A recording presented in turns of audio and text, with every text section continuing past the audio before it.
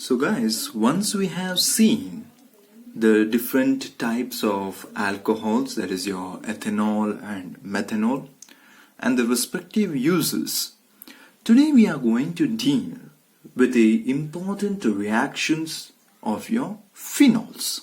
Okay, so in today's video we are going to look after electrophilic,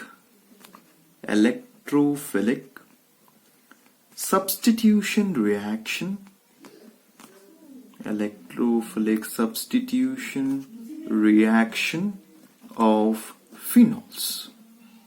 Yes. So basically, one important thing what we have to understand over here is one major reactant in these reactions will be the phenol.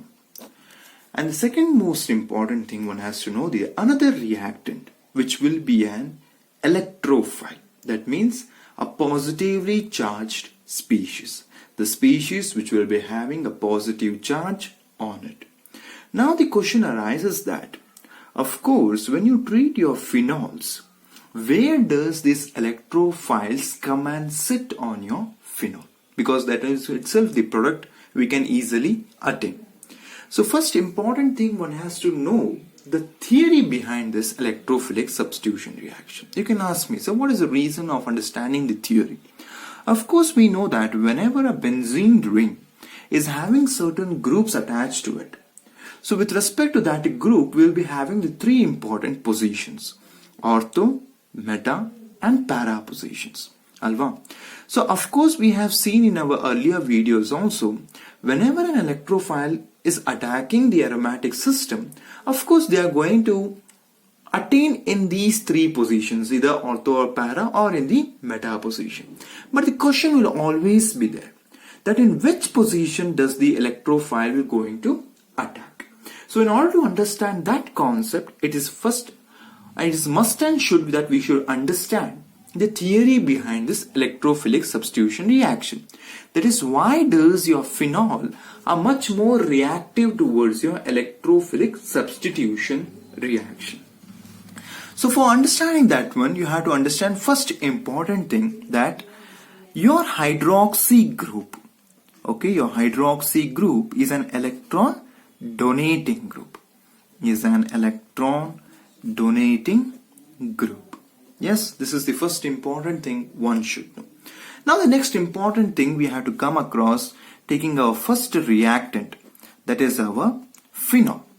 So when we are studying about its resonance structures, we have observed that since our hydroxy group is an electron donating group, whatever the lone pair of electrons which are present on the oxygen, first it would be given to that of your benzene ring. So when it is giving, what happens, the electron density on this carbon will be more. So what it will try to do, yes, whatever the pi electrons will be there, that will be shifted to its next carbon. So how can you write it now? Yes, the resonance structures will be in this way. So here now you will be having a double bond character. Yes, OH, and your oxygen will be having a positive charge. Of course, whatever the pi electrons which has been shifted to this adjacent carbon, now it will bearing your negative sign. Once again, now here and here you will be having your respective pi bonds. But this, whatever the electron density high is there, that will be taken in the formation of your, once again, the pi bond. This pi bond will be taken by this carbon. So we will be having the resonance structure as in this way. That is double bond OH plus, here one pi, here one pi, and here you are having a negative sign. Again, when the resonance structures takes place, so we will be having as double bond OH plus, yeah, here one bond as usual. Now whatever this pi electron, so minus charge was there, that will be involved in the formation of the pi bond, and this pi bond will be taken by this carbon, electron density increases. Sorry, here we will be having a negative sign, whereas here you will be having a bond. Once again, now this would be given and this would be taken. So the structure we will be getting will be in this way. That is here one pi bond, pi bond, pi bond, and here your OH. So overall in these resonance structures, we are observing what? The negative charge, because we have come to know in an electrophilic substitution reaction of the phenols, we are having the two important reactants. One is your phenol, another is your electrophile. And moreover, that electrophile is a positively charged species and it is going to attack your benzene ring or your phenol ring. So there comes a point of view to know that where it is going to attack. So by using our mere common sense, we can easily see in the resonance structure. What is that? Of course, the incoming is an electrophile, which is a positively charged species. Of course, it is going to attack the position where it can see the negative charge. Or in simple words, where the electron density will be higher. Is that true? So in the resonance structures, where else we can see the negative charges? Yes. One in the ortho positions. Yes, this is your ortho. This is your ortho. And another in the para position. So what is the hint we can get from the resonance structure? The incoming electrophile. The incoming electrophile is going to attack in the ortho and the para positions. Is going to attack in ortho and the para position. Are you getting my point? So from the resonance structure, we came to know that where does your incoming electrophile is going to attack? Mainly in the ortho and the para position. So once we have come to know the attack of an electrophile in the respective position, now let us see certain important reactions. So guys, now we have come to know that whenever an hydroxy group is present to a benzene ring, so our OH group will be a ortho-para, will be an ortho and a para directing group. Alpha ortho-para directing group. Very much important concept one has to know. So our OH, therefore OH group is called as what? Ortho-para directing group. And also whenever an electron donating groups are there, such groups are also called as a ring activators. What they will be called as? Ring activators. Now first important reaction let us study on this electrophilic substitution reaction, which is called as nitration. Nitration. Very much important guys, because here we will be looking after two important reactions. That is what happens when your phenol is reacting with a dilute nitric acid. And second most important thing, we are going to see that what happens when your phenol is treated with a concentrated nitric acid. So one reaction will be with respect to the dilute nitric acid, another will be with respect to the concentrated nitric acid. So first let us see with dilute nitric acid. That is when your phenol is treated with a dilute nitric acid. So do remember guys, as I have said, when your phenol is treated, whenever phenol is treated with dilute nitric acid,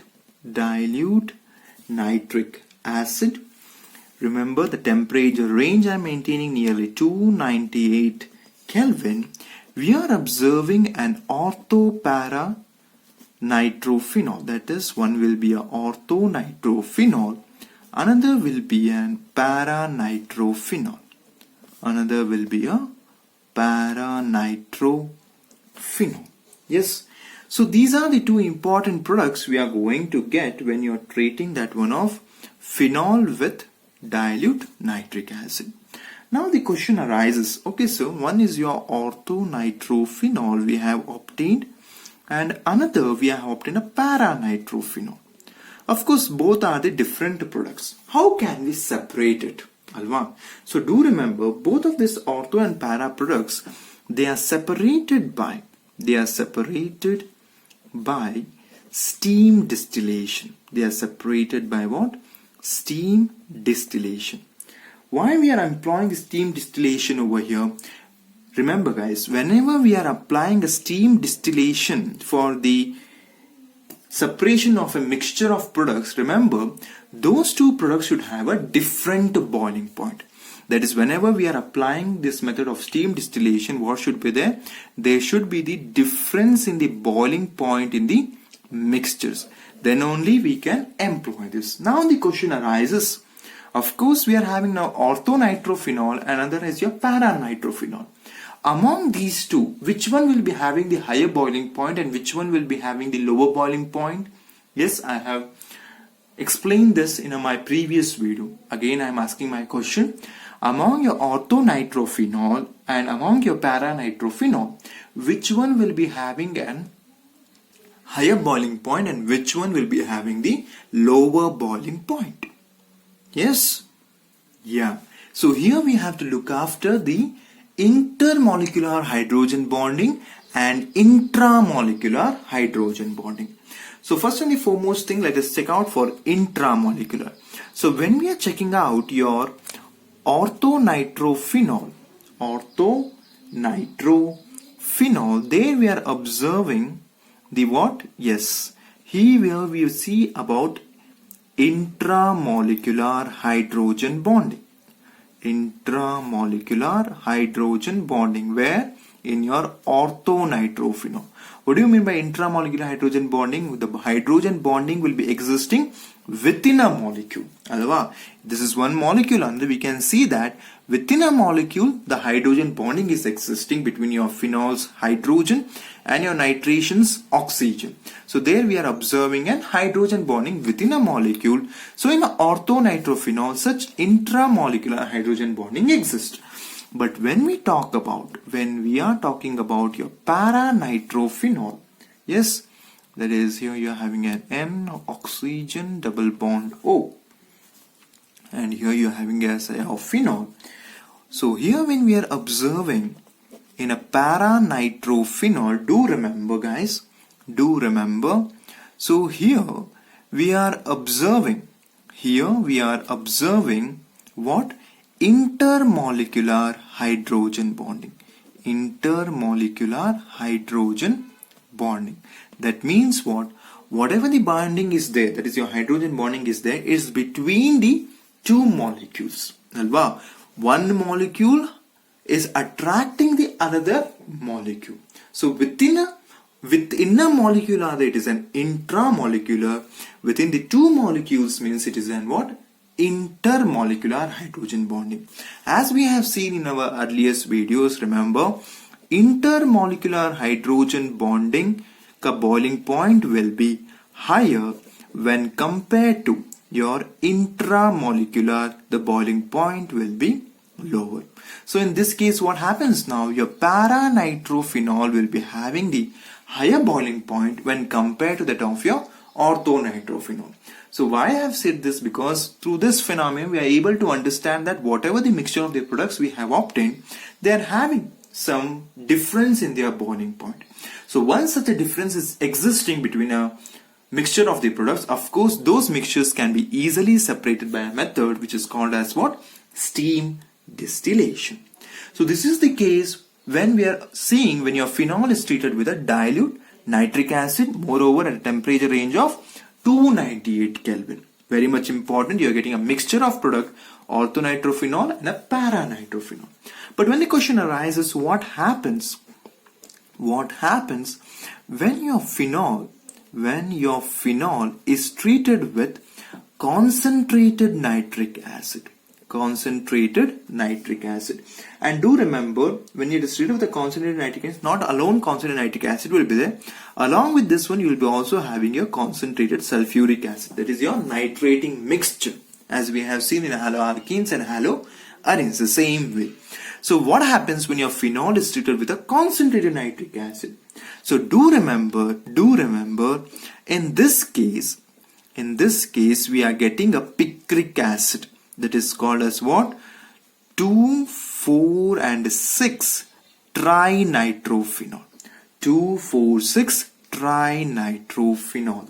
So this 2, 4, 6 trinitrophenol, which is an IUPAC name, whereas the common name is called as what? Picric acid. So this is also an dye. Remember, dye anta ಹೇಳ್ತೀವಿ. No need of understanding about that concept, but you just remember. It's an additional information. This picric acid can be also is a dye. Okay, whatever the coloring agents and ಹೇಳ್ತೀವಿ, picric acid can be used as a dye.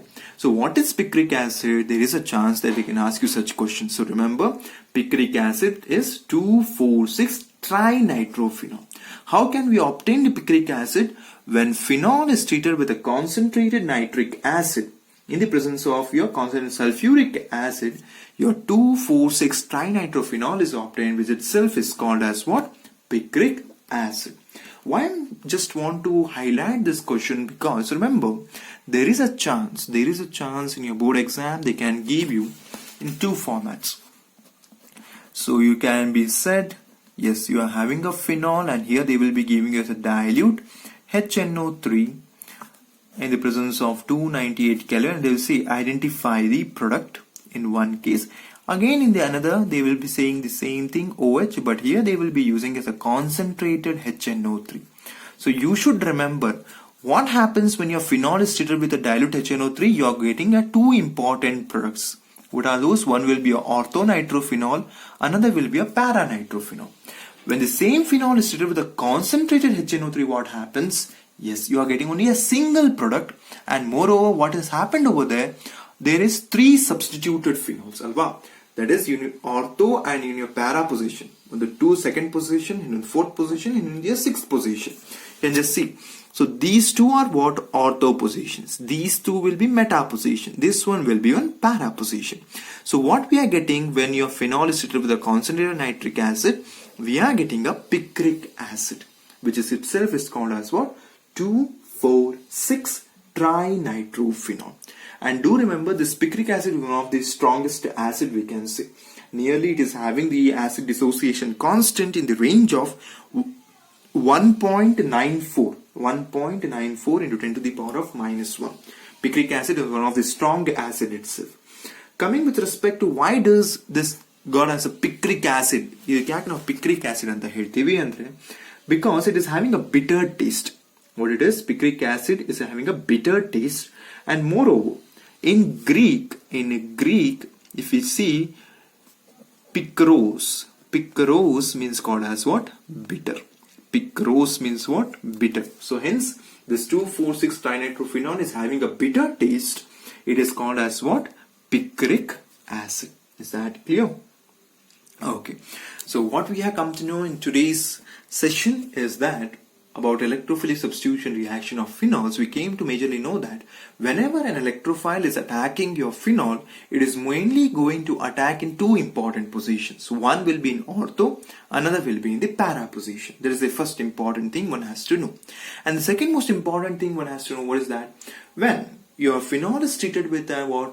Dilute nitric acid, of course you will be getting an ortho and a para substituted nitrophenols. But when the same phenol is treated with a concentrated nitric acid, an important product which is called as what? Picric acid is obtained. So this picric acid is generally in the form of a yellow crystalline solid. Okay, it is in the form of a solid. It's like a solid crystals which will be yellow in color. So of course when you are going to dissolve it and make it as an acid, it will be having an yellow color itself. Okay, it is having a color, hence it can be used as a dye in most of the cases. Remember these facts. So why I am highlighting this, because there may be a time they can ask you this type of question: what happens when your phenol treated with a dilute HNO3, and what happens when your phenol is treated with a concentrated HNO3? So two different types of the products you are going to obtain, and you have to remember it. Is that clear? So one type of an electrophilic substitution reactions we have seen, which was your nitration. Now the second most important thing, let us check out, which is called as what? Halogenation.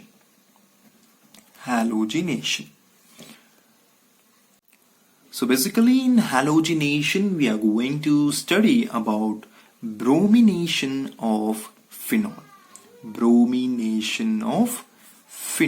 Okay, so basically you just to recall the concept, what happened when your chlorine in your haloalkenes and haloarenes, the same electrophilic substitution reaction, when chlorine, that is what's treated with a chlorobenzene, of course there also chlorine was attached in the ortho and the para position.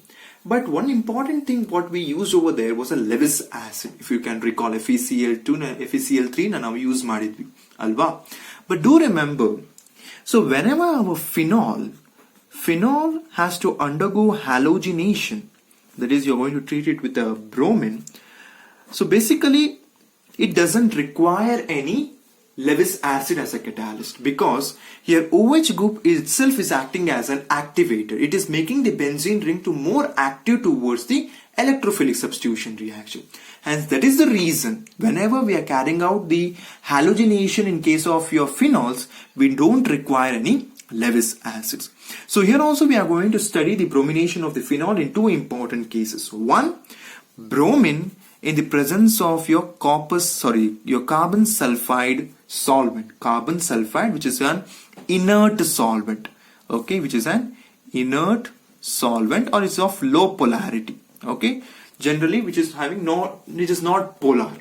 So one important reaction in the bromination of the phenol, we are going to see that what happens when your phenol is treated with the bromine in the presence of your carbon disulfide solvent, and in a temperature range of nearly 273 Kelvin, or in simple terms in degrees Celsius means 0 degrees Celsius. Remember, when such a reaction is carried out, of course, here also we will be seeing, you will be getting an what? Ortho and a para substituted product.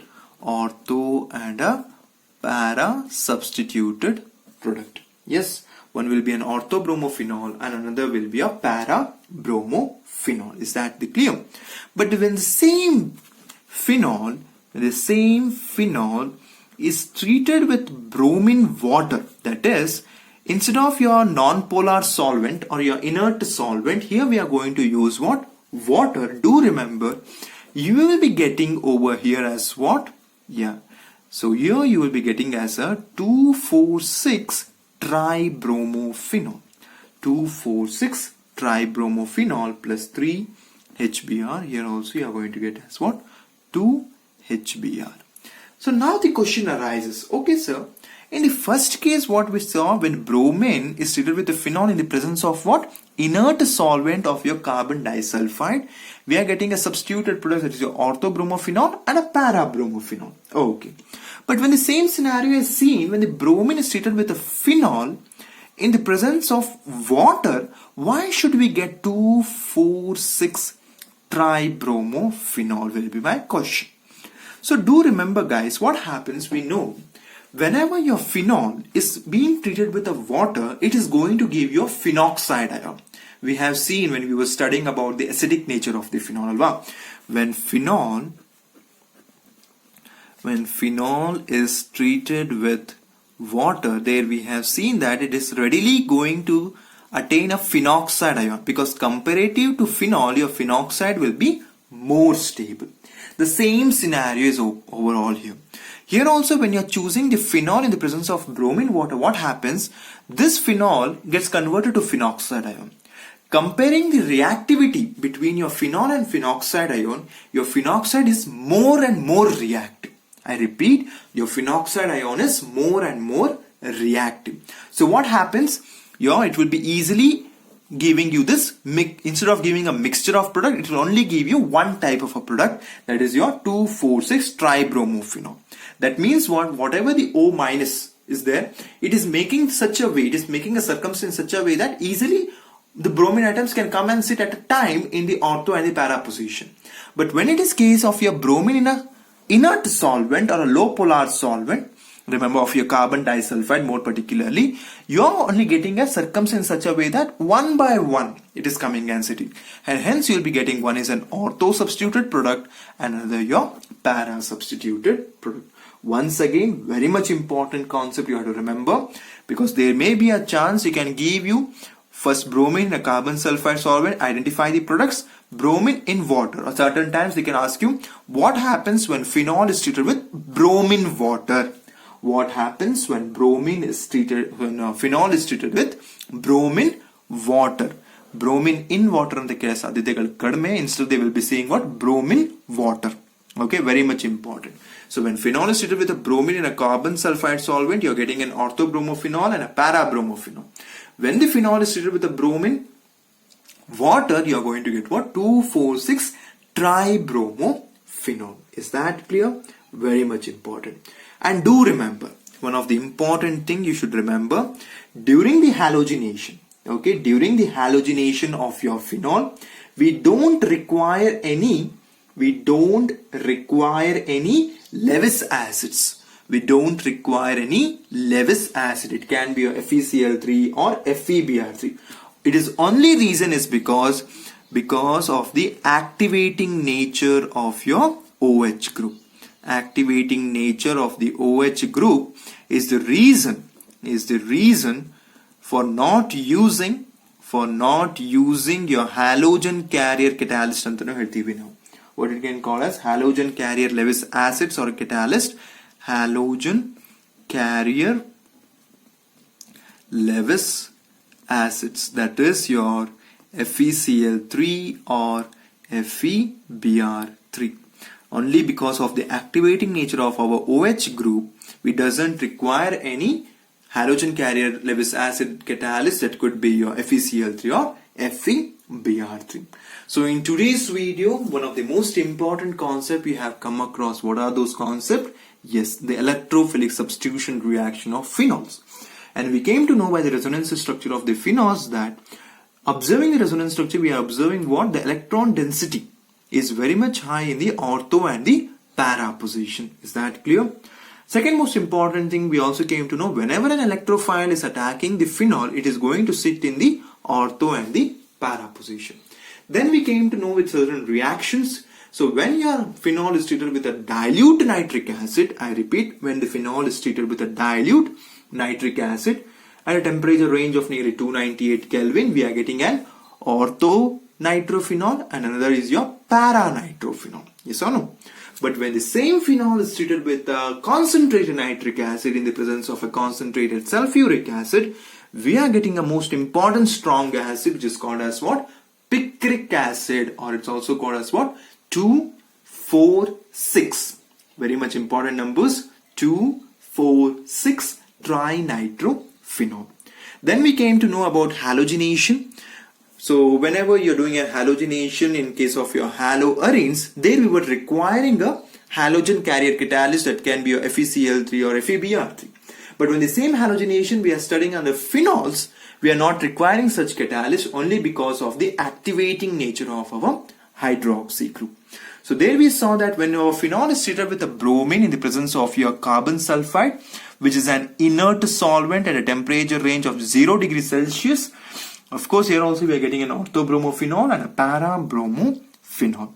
But when the same phenol is treated with a bromine water, there we have seen we are getting a product that is 2,4,6 tribromophenol.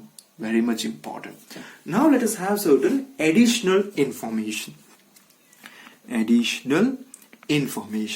So guys, now if you are having a reactant is in this way, OH, and at the meta position you are having some another substituent. Let me take it as a methyl. Okay, so what happens when you treat such substituted phenols and you are undergoing it with nitration ಮಾಡ್ತಿದ್ದೀರಾ? Of course, what happens? What is your thinking? Of course, you just don't think of anything. The main constant you have to just observe that, okay, it is having an OH group. Of course, it should be an ortho-para substituted product. But do remember guys, whenever your phenol has been substituted at its meta position, I repeat, whenever the phenol has been substituted in the meta position, do remember the carbon atom in between the two substituents will be very, very weak towards the electrophilic substitution reaction. The only reason is because of the steric hindrance. I repeat.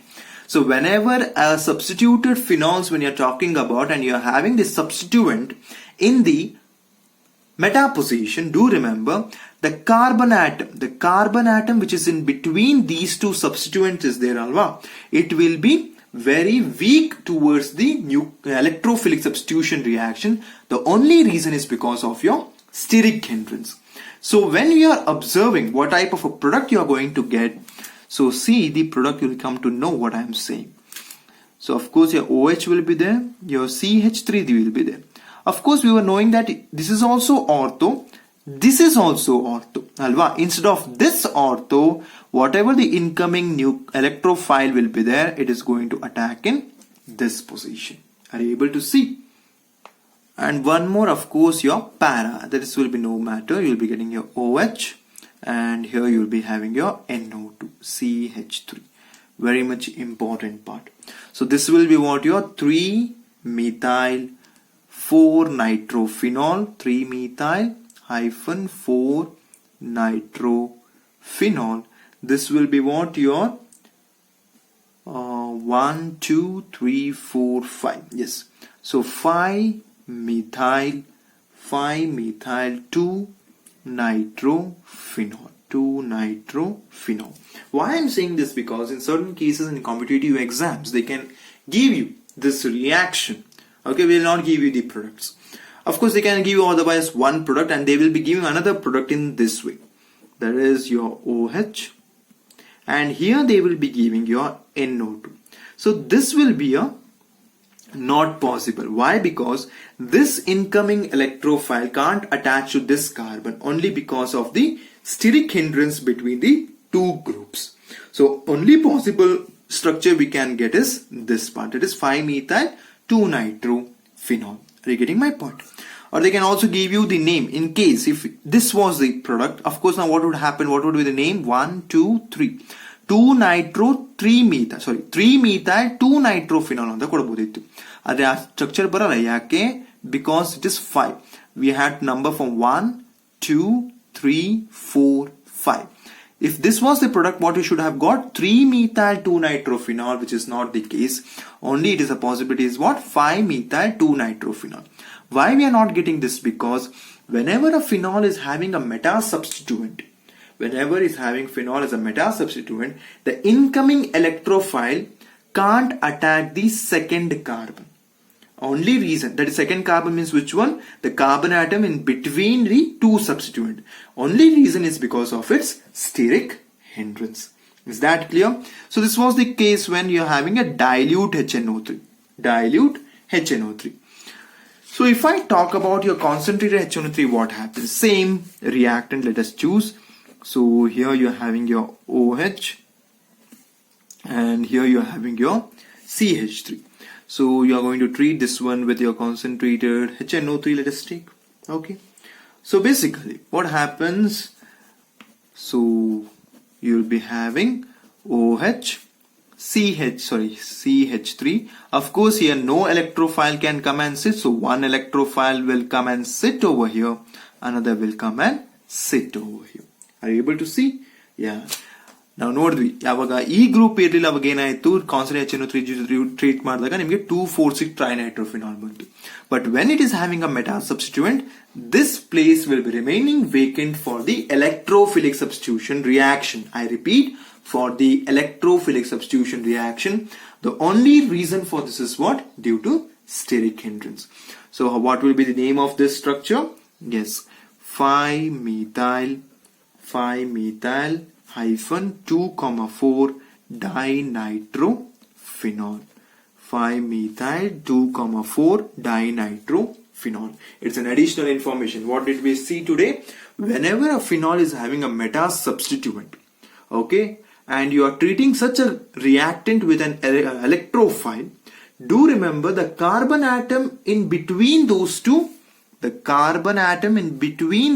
substituents will be having no effect towards the electrophilic substitution reaction. The only reason is because of the steric hindrance. So why I'm saying this? Because in organic reactions we have to make sure we should know the concept of intermediates.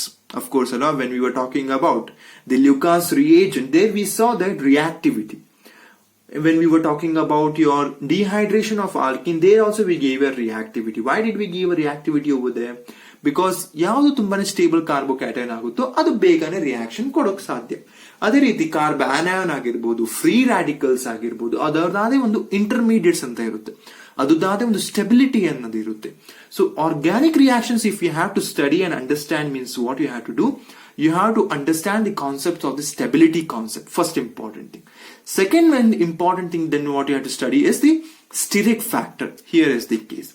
Of course, till now what we were knowing, whenever you are having just phenol, so it was giving you the ortho and the para products. But when that phenol is having a meta substituent, we have to remember that the incoming electrophile can never attack your carbon which is in between those two substituents. The only reason will be because of its steric hindrance. Is that clear? Okay. So in our next video, we are going to see another two important named reactions. One is called as a Co-base reaction, another is called as your Riemann-Tiemann reaction. Very much important reaction. So in Co-base reaction, of course, very much important because when we were studying aspirin, manufacturing of aspirin, there we have noticed that the important reactant we were requiring was salicylic acid. So in Co-base reaction, mainly we will going to see that how that salicylic acid is prepared from our phenols. Is that clear? Okay, so in our next video, we are going to see or look after many more electrophilic substitution reaction. But do remember, whenever an electrophile is attacking our phenol, it is mainly going to acquire your ortho and the para position. Same as in the case of your haloarenes. Is that clear? Okay. And the second most important thing, guys, remember, you have to understand the concept that what happens when your phenol is treated with a concentrated HNO3, what happens when it reacts with a dilute HNO3. Similarly, you have to remember what happens when phenol is treated with a bromine in the presence of your inert solvent, that is your carbon disulfide at 0 degrees Celsius. Similarly, what happens when phenol is treated with bromine water. Okay. So in our next video, let us look after certain other electrophilic substitution reactions.